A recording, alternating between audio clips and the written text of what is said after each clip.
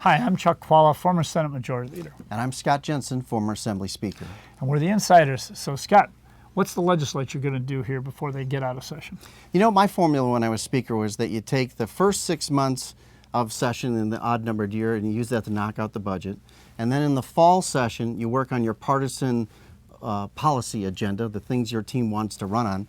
And then in the spring session of the even-numbered year, in the election year, you're trying to get out of there as quick as you can. You want to pass a couple of things that might help your members get reelected, and then some non-controversial stuff that just members of both parties have been working on for a while. I'm hoping that's what the formula is. I don't think they're going to meet much. I don't think there's going to be a lot of major pieces of policy walking through there. I'm hopeful that the Republicans will take a stab at doing something on property tax relief.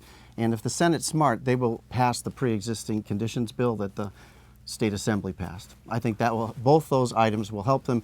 Taxes and health care are probably the top two issues in the state going into the next election cycle, and they'd be smart to put their fingerprints on a good idea before they go back out to see the voters. There's some truth in that, except that I think there are some other issues like water quality that I think the legislature may address. Non-controversial, yep. And I think that's something that you will probably see the governor sign. Frankly think that given the study that came out that said we are the 12th worst state when it comes to being able to handle a rainy day, I don't think that any tax cuts are appropriate. It's always popular, but it's the wrong thing to do. And I think that the governor would veto that. Scott loves that because that means it'll be harder going into the election, but it would be totally irresponsible to do it. So what a surprise that the Republicans will do it.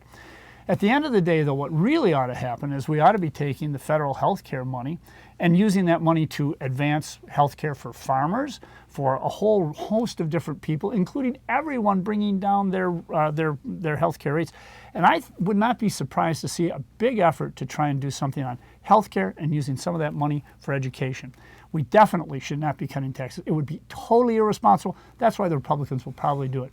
Well, as you know, in the spring session of election year, you usually don't do a lot of heavy lifting. I do think you're right on the water quality thing. That will go through on a bipartisan basis.